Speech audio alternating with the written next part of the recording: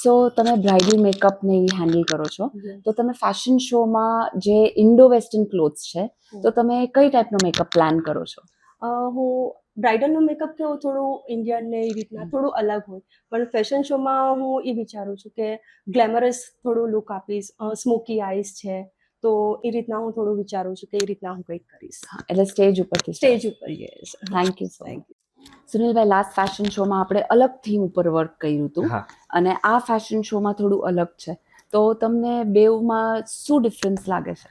Last time કેવું હતું, બધું ડિજિટલ પ્રિન્ટ ઉપર, આપણે આખી થીમ જ જે બેઝ હતી બધું ડિજિટલ પ્રિન્ટ ઉપર, એટલે એક ગાર્મેન્ટમાં આપણે ટોટલી બેઝ બધાનો ડિજિટલ પ્રિન્ટ જ હતું. પણ આ વખતે કેવું છે, થોડુંક એનાથી ડિફિકલ્ટ છે. Every round every different story.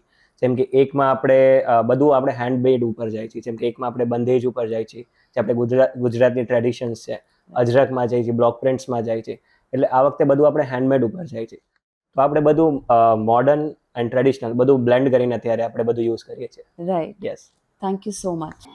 Fashion શોમાં સ્ટેજ પર રેમ્પ પર મોડેલ્સ હશે, કિડ્સ હશે, ટીનેજર્સ હશે, તો તમે શું ડિસાઈડ કર્યું છે ફેશન શોમાં કઈ રીતે સ્પેક્સને પ્રમોટ કરશો? હું એવું વિચારું છું કે આપણે છે ને ટીનેજર્સને આપણે ફ્રેન્ડ્સ અને સનગ્લાસીસ વેરીસ કરાવીએ, જેમ અલગ અલગ કલરફુલ્સમાં હોય છે અને સાવ ડેલિકેટેડ ને સારા હોય છે ને એ પ્રમાણે આપણે ડિસાઈડ કર્યું છે. રાઈટ. સો હવે ઘણાને સ્પેક્સની ખબર નથી હોતી કે આટલા પેટર્ન્સ ને કલર્સ નીકળ્યા છે. હા, એના અવેરનેસ માટે જ થોડું આપણે એવું વિચાર્યું છે કે આપણે ટીનેજર્સને બી પહેરાવીએ અને થોડુંક આપણે મોટા એલ્ડર્સ હોય ને એમને બી આપણે ટ્રાય કરાવીએ સનગ્લાસીસ કે એવું કંઈક, તો થોડુંક ફેશનમાં કયા ટ્રેન્ડ ઉપર અત્યારે જઈ રહ્યું છે થોડુંક વધારે આઈડિયા આવે એના માટે. Thank you so much for being here.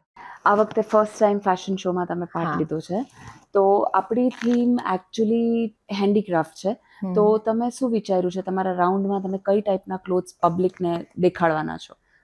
Generally અમારું પ્યોર ફેબ્રિકમાં વધારે વર્ક હોય છે અને અમે પ્યોર ફેબ્રિકને વધારે પ્રમોટ કરીએ છીએ કે એના માટેથી અમે લોકો પ્યોર ટિશ્યુના અલગ અલગ tone, suppose silver, golden, copper, એવી રીતના વન ટોનમાં અમે ક્રિએટ કરવાનું વિચાર્યું છે અમારા ગાર્મેન્ટ્સ. ન્યુડિશ કલર્સ. હા, ન્યુડિશ. અને આમ જનરલી ટિશ્યુ, અત્યારે ટિશ્યુ એકદમ જ ટ્રેન્ડમાં છે. અલગ અલગ ફેબ્રિકમાં અલગ અલગ વસ્તુ ક્રિએટ કરવાના છે. પાર્ટીવેરમાં પ્યોર ટિશ્યુ કેવું લાગે, પછી ટ્રેડિશનલમાં પહેરવું હોય તો કેવું લાગે, એ તો બધા ઇન્ડિયન વેર છે કે મિક્સ ઇન્ડો વેસ્ટર્ન? પાર્ટીવેર બી છે, વેસ્ટર્ન બી છે અને ટ્રેડિશનલ બી છે, એટલે ત્રણ વસ્તુનું કમ્બાઈન કરીને પણ ટિશ્યુને હાઇલાઇટ કરવાનું છે. Thank you so much for being here. Thank you.